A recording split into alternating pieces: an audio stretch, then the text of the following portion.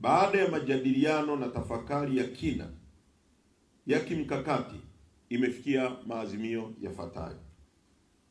Moja, kamati kuu imepokea barua ya msajili wa vyama vya siasa iliyoandikwa kwa katibu mkuu wa chama chetu na kutafakari kwa kina. Baada ya kamati kuu kujadili na kutafakari kwa kina, imejiridhisha kwamba msajili wa vyama vya siasa amekwenda kinyume na sheria ya vyama vya siasa, na kwa sababu hana mamlaka ya kupokea, kusikiliza, kufanyia maamuzi malalamiko ya mwanachama wa chama chochote cha siasa kama alivyofanya hivi sasa.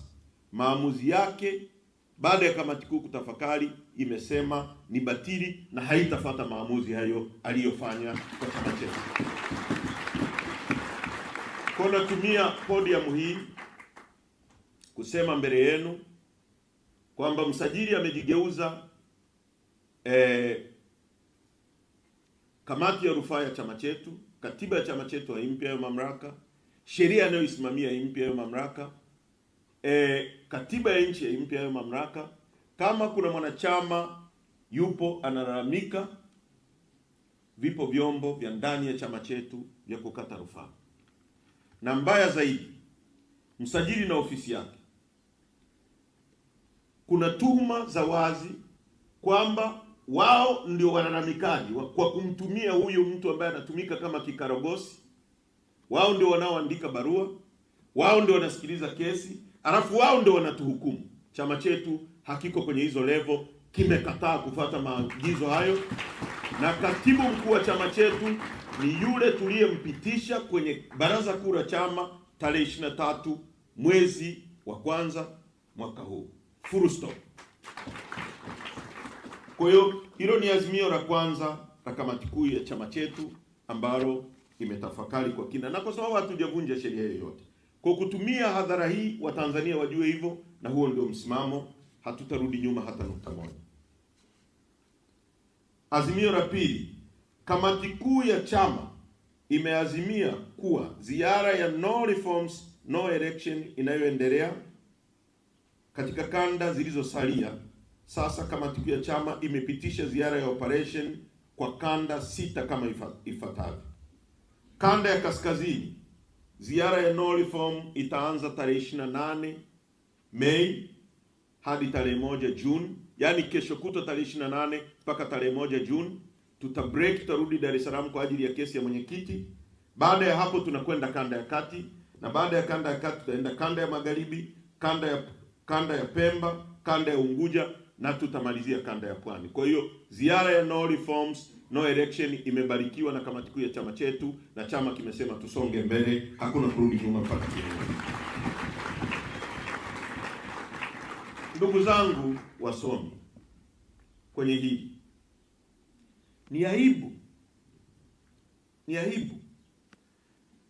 kwamba nchi hii mtu anayesema tufanye reforms ambazo rais mwenyewe alizungumza 4R, mtu anayemwambia rais kwamba kumbuka ulichotuahidi kwamba tunahitaji reform, tunahitaji resilience, uvumilivu wako, tukukosoe na serikali yako, kwa sababu nchi hii sio mali yako binafsi, hujatoka nayo kwenu Kizimkazi, hii ni nchi yetu sote. Mtu anayemwambia ulisema utafanya rebuild anakamatwa kwa kesi ya uongo, anapewa kesi ya uhaini, na sisi wengine tunatishiwa. Tunajua tuko kwenye rada, lakini hatutarudi nyuma na hatutaogopa hata dakika moja. Hii kazi lazima tuiendeleze. Ni aibu kwamba kura zimeibiwa wazi. Rais yupo, kuna kura feki, rais hajazungumza. Waziri mkuu yupo, vyombo vya ulinzi na usalama, idara ya usalama wa taifa ipo. Kura zimeibiwa, zimekutwa kura feki, watu wako kimya. Maana yake tunageuza taifa hili kuwa taifa la majizi ambao wanaona wizi ni kitu cha kawaida na kinaweza kufumbiwa macho kama wanavyojaribu kufanya. Chadema tumekataa jambo hilo na hatutakubaliana nalo.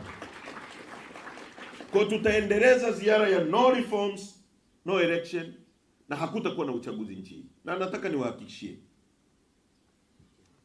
bila Chadema kuwa kwenye ballot ya nchi hii, hakuna uchaguzi utakaofanyika. Nobody will turn up to go and vote. Huo ni ukweli wa kawaida kabisa. Hakuna mtu ataenda kupiga kura. Ndio maana wanatafuta vikaragosi fulani, wanawahonga watu wengine ambao Akwilina alikufa hapa akiwapigania wao wabunge. Wamesahau damu ya Akwilina. Wamekubali kuramba matapishi ya yule aliyetudhulumu, akatupiga risasi, wengine tuliponea risasi, tukafungwa jela kwa sababu tukiwapigania wao wabunge. Leo wameingia kwenye kitanda na wamejifunika shuka moja na mtu aliyedhulumu uhai wa Akwilina, mtu aliyeua watu wakati wakimpigania yeye awe mbunge. Na anataka kutuaminisha kwamba huo mfumo unawezekana. Mfumo ambao haukuwezekana akigombea mpaka Akwilina akafa. Mfumo ambao haukuwezekana mwaka jana, mwaka juzi, leo anatuambia kupitia chama kinachofadhiliwa na serikali, chama kibaraka wa serikali, kwamba watafanikisha. Kwa chama chetu kimekataa huo uhuni na siasa za uragai.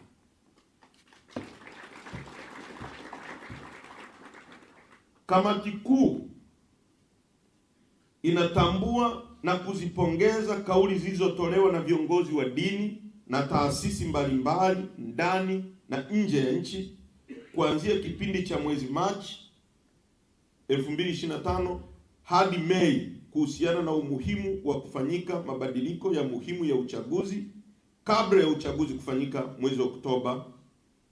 Kamati kuu inazipongeza kauli na msimamo hiyo kwa jinsi ilivyosadifu msimamo wa no reforms, no election. Tunawasihi viongozi wote wa dini na taasisi zingine ziendelee kupaza sauti.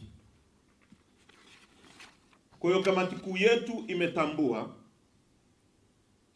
na kuzipongeza kauli zilizotolewa ndani na nje ya nchi, kauli za watu maarufu.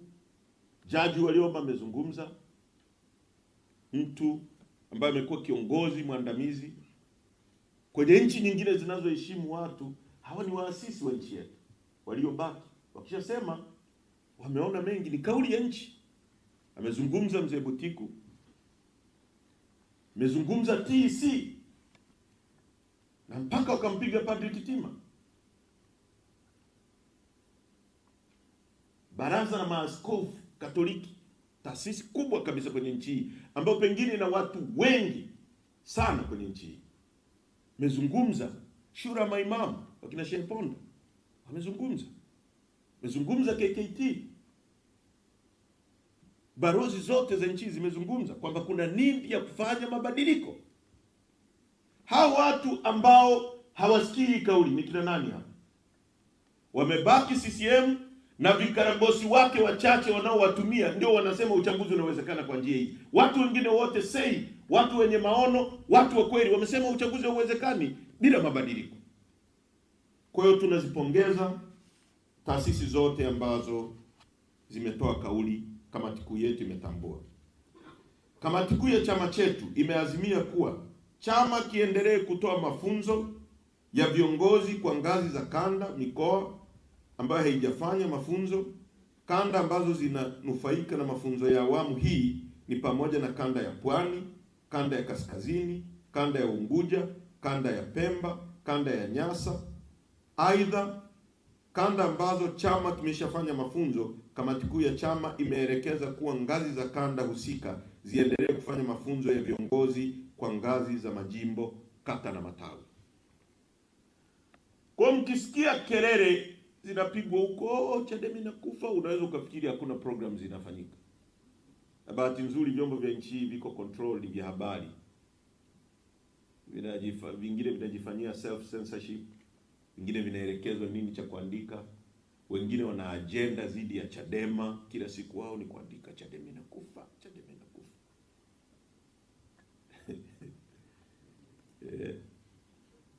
Kuna kazi kubwa inaendelea, kuna mafunzo yanaendelea kila kanda hivi tunavyozungumza, na yataendelea. Kwa hiyo kuna kazi kubwa inaendelea ya training, kwa sababu sisi ni kisima cha kutoa watu wenye weledi wazuri wengine, na tumefanya hivyo sana. Mimi na John Mnyika ni kizazi cha pili cha chama hiki, tumekulia humu. Miaka michache iliyopita mimi nilikuwa mwanafunzi kama nyie, sikuwahi kudream kwamba ningeweza kufika hapa nilipofika. Lakini nimekuwa kwenye chama, nimekuwa mwaminifu na safari inaendelea.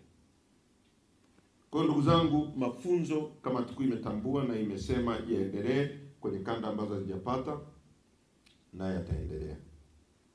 Azimio namba 5, ili kupata viongozi wenye weledi ambao watatumika kwa manufaa ya chama na taifa hili, kamati kuu ya chama imejadili na kuridhia kwamba mwaka huu 2025 chama kianze utaratibu wa mafunzo ya Leadership Award kwa vijana na wanawake, na hili ni la kwenu sasa. Kwa chama kitafanya mafunzo kwa siku mtakazoambiwa mwenyekiti,